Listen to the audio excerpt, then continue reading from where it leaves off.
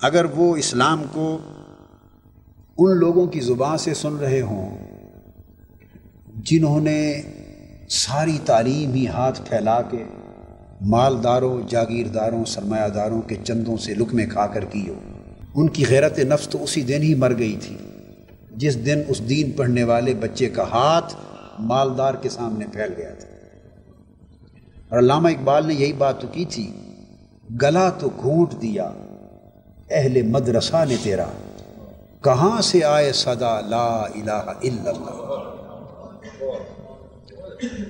تو میں ہمیشہ یہ کہتا رہا کہ ہم غلام پال کر ان کی زبان سے، غلاموں کی زبان سے آزادی کا درس سننے کی خواہش رکھتے ہیں۔ ہم جن کو آج مولوی کہہ کے رد کر دیتے ہیں، اس بیچارے کا کیا قصور ہے؟ وہ تو غریب کا بیٹا تھا، روزگار کے لیے مدرسہ چلا گیا، سال ہا سال پڑھ کے مسجد میں آیا، روزگار کے لیے مسجد کی امامت مل گئی۔ اگر آپ شیر کو بھی بکریوں میں چھوڑ دیں تو 20-25 سال بعد وہ بھی اپنی، شیر کا بچہ بھی اپنی شناخت بھول جاتا ہے۔ کسی بھی فکر کو پروان چڑھانے کے لیے ایک ماحول کی ضرورت ہوتی ہے۔ ہم نے دینی فکر میں انقلاب اور حریت کو برقرار رکھنے کے لیے دین کو اور دین کے فکر کو پروان چڑھنے کا وہ ماحول نہیں دیا۔ اللہ رب العزت نے فرمایا کہ ہم نے تمام انسانوں کو 2 حق عطا کیے ہیں، ایک حق کا نام ہے متاع، ایک کا نام ہے مستقر۔ مستقر کہتے ہیں رہنے کا حق اور متاع کہتے ہیں جینے کا حق۔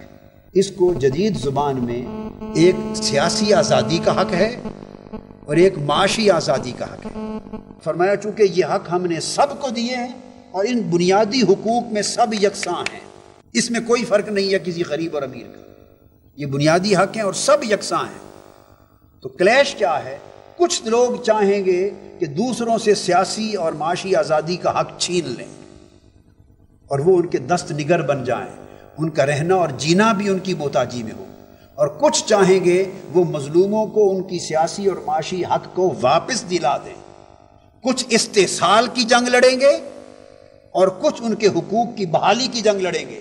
سو جو لوگ استحصالی ہیں وہ باطل ہیں، اور جو استحصالی قوتوں کے خلاف برسر پیکار رہ کر غریب کے سیاسی اور معاشی حقوق کی بحالی کی جنگ لڑ رہے ہیں وہ اہل حق ہیں۔ جب ہم بات کرتے ہیں امام حسین کی اور معرکہ کربلا کی تو یہ بات درست ہے کہ وہ ایک تسلسل ہے پیغام انبیاء کا، وہ ایک تسلسل ہے کردار انبیاء کا۔